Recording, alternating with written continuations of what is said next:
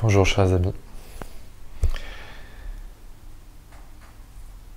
Je me suis dit que j'allais vous faire une petite vidéo un petit peu différente.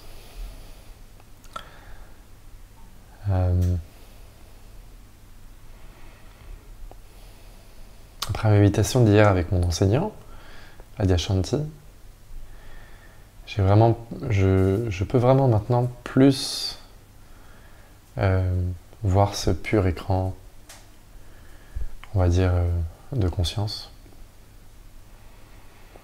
Et c'était peut-être le truc qui me manquait un petit peu dans ma réalisation, même si c'était là. Mais là, on va dire que c'est le truc dans lequel je vais le plus en ce moment, c'est de redécouvrir le pur observateur, séparé de son expérience.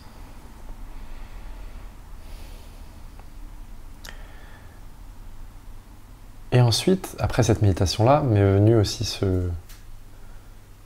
une autre sorte de réalisation, différente cette fois-ci. Et je me suis posé la question suivante. Cette question, c'est: qui cherche à s'éveiller? Parce qu'on voit clairement que dans le chemin spirituel, il y a des étapes. Moi, il y a eu clairement des étapes. Et pourtant, tant qu'il y a encore cette personne qui semble être sur ce chemin, ou plutôt tant qu'il y a une personne qui essaye d'atteindre, comme s'il manquait quelque chose.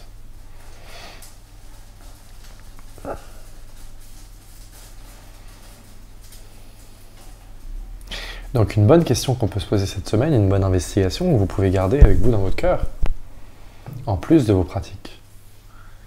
Il ne s'agit pas d'arrêter les pratiques, surtout pas. Moi je crois fondamentalement au fait que oui, il n'y a pas que de la cause à effet, mais plus on fait des pratiques, plus on a de chance aussi de s'éveiller. C'est assez paradoxal. Et en même temps, cette question de qui s'éveille, elle est vraiment importante. Essayez d'aller au cœur de cette question. Qui est-ce qui veut s'éveiller, vraiment? Et là, vous allez vous dire, bah, c'est moi. Et qui est ce moi? Qui a traversé toutes ces étapes, qui a maturé, qui a incarné cette réalisation de plus en plus?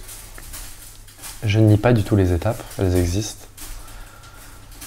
Et là, il ne s'agit même pas de savoir si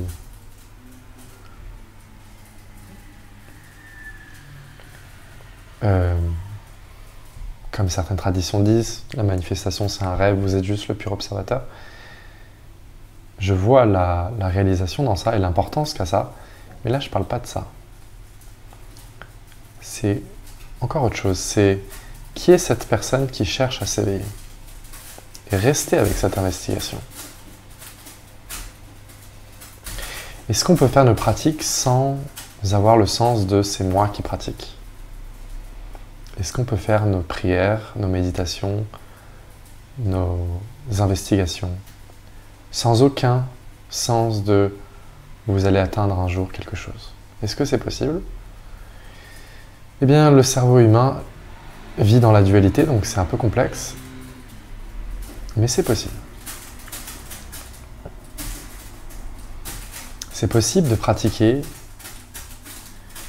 de tout faire, sans avoir un sens personnel de c'est moi qui le fais.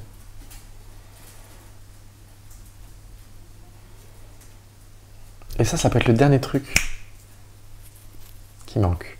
Le chemin est infini. Le chemin est infini parce qu'on peut toujours incarner plus cette réalisation. Qui peut dire je suis arrivé? Personne ne peut dire ça. Par contre, la réalisation instantanée peut venir à chaque instant de qui est-ce qui pratique, qui est cette personne qui veut atteindre. Ça peut venir à tout moment. Et moi, je me suis dit, voilà, je sais pas vous, mais moi, cette semaine, c'est ce qui me vient. C'est de prendre plus de temps à investiguer cette question. continuer mes pratiques, et je suis sûr que tout va continuer spontanément, mais de vraiment rester avec ces questions. Qui cherche à s'éveiller?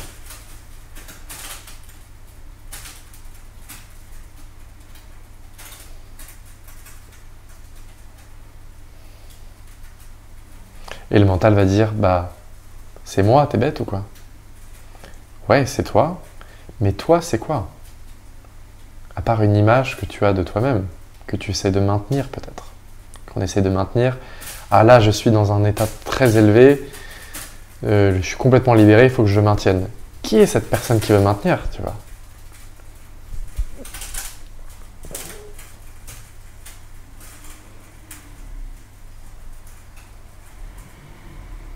Ce sera mon investigation de la semaine et je voulais vous la partager. Om Shanti, Shanti, Shanti. Prenez soin de vous et à très bientôt.